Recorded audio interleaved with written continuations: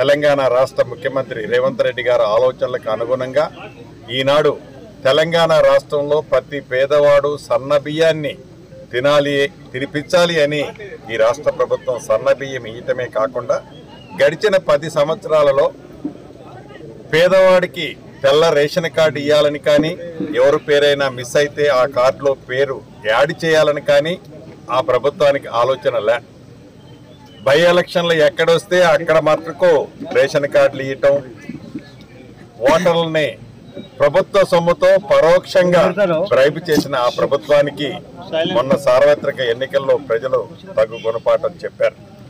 అంతేకాదు గడిచిన 10 సంవత్సరాల్లో పేదవాడి కళ ఒక చిన్న ఇల్లు కట్టుకోవాలి అనే గూడు కట్టుకోవాలనే కలలానే మిల్చింది ఆనాటి ప్రభుత్వం.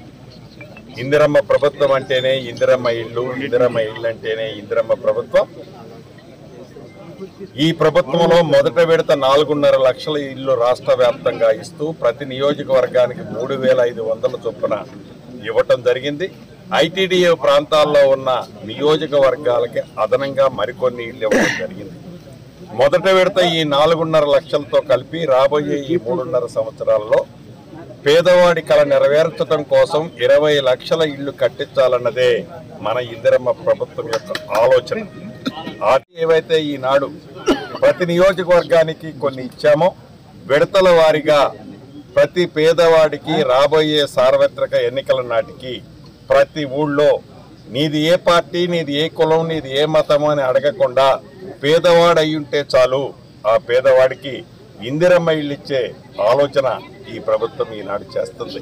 ఇదంతా డబ్బుండి కాదు, మనసుంటే మార్గం ఉంటుంది అనే విధంగా అప్పులు కడుతూ ఆనాటి దొరవారు చేసిన అప్పులు కడుతూ పేదవాడి సంక్షేమాన్ని ఎక్కడా కింద పడనీయకుండా పేదవాడి చిన్న చిన్న కోరికలో ఆ ఇల్లు లాంటి కార్యక్రమాన్ని కూడా చేపడుతూ భవిష్యత్తులో ఈ తెలంగాణ రాష్ట్ర ప్రజల దీవెనలతో తప్పకుండా ఇచ్చిన ప్రతి మాటని రాష్ట్ర ఆర్థిక పరిస్థితి ఇప్పుడిప్పుడే గాడిలో పడుతుంది.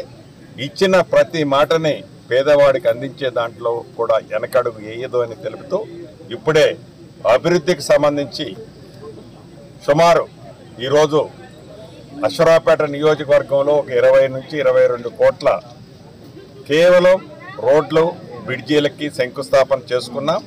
ఇక్కడ హౌజింగ్తో కలిపి సుమారు ఒక 250 కోట్లు హౌజింగ్కు సంబంధించిన ఇళ్లు కూడా ప్రతి మండలంలో ఒకటి శంకుస్థాపన చేసుకుంటూ వస్తున్నాం. కాబట్టి ఈ నియోజకవర్గమే కాదు రాష్ట్ర ప్రజలంతా చిత్తశుద్ధితో పేదవాడి కోసం తపన పడుతున్న ఈ ప్రభుత్వాన్ని మీరు మనస్ఫూర్తిగా రాబోయే రోజుల్లో దీవించాలని కోరుకుంటూ సెలవు. ఇండియా పాకిస్తాన్ తాజా అప్డేట్స్ కోసం డౌన్లోడ్ చేసుకోండి RTV లైవ్ యాప్.